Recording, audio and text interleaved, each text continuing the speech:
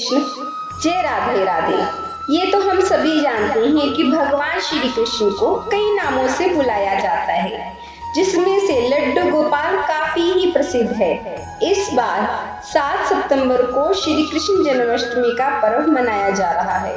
श्री कृष्ण जन्माष्टमी को तो श्री कृष्ण जन्मोत्सव से नाम से भी जाना जाता है। जन्माष्टमी के 6 दिन बाद भगवान श्री कृष्ण का नामकरण किया जाता है। इस दिन इनकी विधि पूर्वक पूजा की जाती है। ये तो हम सभी जानते हैं कि भगवान कृष्ण को कई नामों से बुलाया जाता है, जिसमें श्याम, मोहन, लड्डू गोपाल, बंसीधर, कान्हा जैसे कई नाम हैं। इनमें से लड्डू गोपाल तो काफी प्रसिद्ध हैं।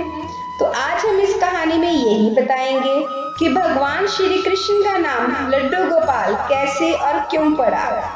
चलिए फिर अब इस कहानी की तरफ। ब्रजभूमि में भगवान श्री कृष्ण के परम भक्त कुंभन दास जी रहते थे और वो हमेशा भगवान की भक्ति में लीन रहते थे। पूरे नियम से भगवान श्री कृष्ण की पूजा और सेवा किया करते थे।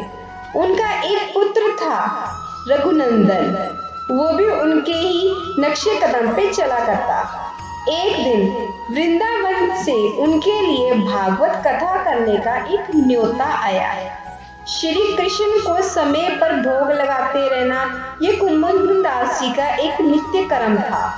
पहले तो कुंभन दास ने मना किया, लेकिन कुछ सोच विचार के बाद वे इस निर्णय पे पहुंचे कि कथा जानने के लिए वो तैयार हो गए। उन्होंने सोचा कि भगवान की सेवा की तैयारी करके वे रोजाना कथा करके वापस लौट आएंगे, जिससे भगवान की सेवा का नियम भी नहीं छूटेगा।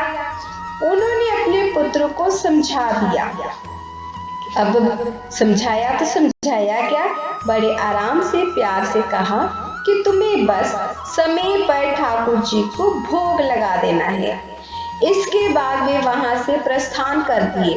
पुत्र के आग्रह से बालक बन प्रकट हुए श्री कृष्ण कुंभन दास के पुत्र रघुनंदन ने भोजन की थाली में श्री कृष्ण भगवान जी के लिए भोजन रखा और उनको कहा कि आइए भगवान, आइए ठाकुर जी, आइए भोग लगाइए।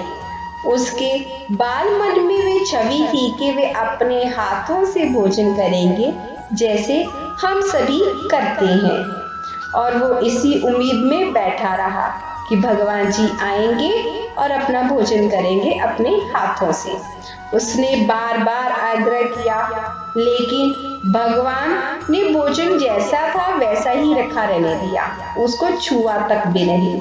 अब रघुनंदन दास उदास हो गया और रोते रोते पुकारा, हे कृष्ण आओ और भोग लगाओ। ये कहते ना तो सच्चे हृदय से भगवान को जो पुकारता है तो भगवान को आना ही पड़ता है। कुंभन दास को बेटे पर होने का ये बात का शक लगने लगा कि वो हर बारी भगवान का नाम पर प्रसाद खुद ही खाता है। जब रघुनंदन की इस पुकार के बाद भगवान ने बालक का रूप धारण किया और भोजन करने बैठ गए। जब कुंदन दास ने घर आकर रघुनंदन से प्रसाद मांगा तो उसने कहा, ठाकुर जी ने सारा भोजन कर लिया, सारे लड्डू खा लिए, सारा प्रसाद खा लिया, उनके पास कुछ नहीं बचा। कुंभन दास को लगा कि बच्चे को भूख लगी होगी और वो सारा भोजन भी खा गया होगा और लड्डू भी, लेकिन अब तो ये रोज की कहानी हो गई। अब कुंभन दास जी को शक होने लगा, तो उन्होंने एक दिन लड्डू बनाकर थाली में रखे और छुप कर देखने लगे कि रघुनंदन क्या करता है। कुंभन दास को यही विचार था कि वो लड्डू उनका बालक रघुनंदन ही खाता है, पर वो देखकर हैरान रह गए।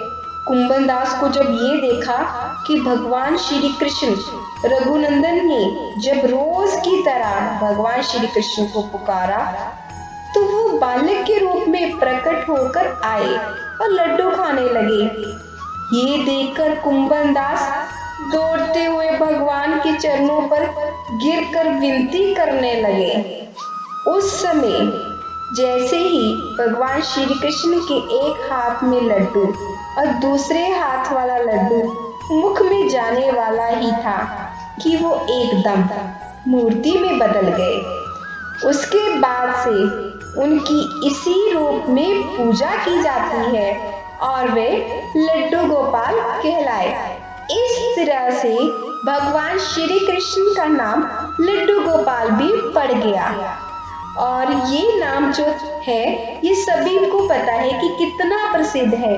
हम अपने घरों में बाल गोपाल जी को जब लेके आते हैं तब हम उनको लड्डू गोपाल कहकर ही बुलाते हैं और उनकी सेवा करते हैं। अगर आपको ये कहानी अच्छी लगी है तो आपसे एक अनुरोध किया जाता है कि आप कृपया इस चैनल को लाइक, सब्सक्राइब और शेयर करना ना भूलें। जय श्री कृष्ण, जय राधे राधे।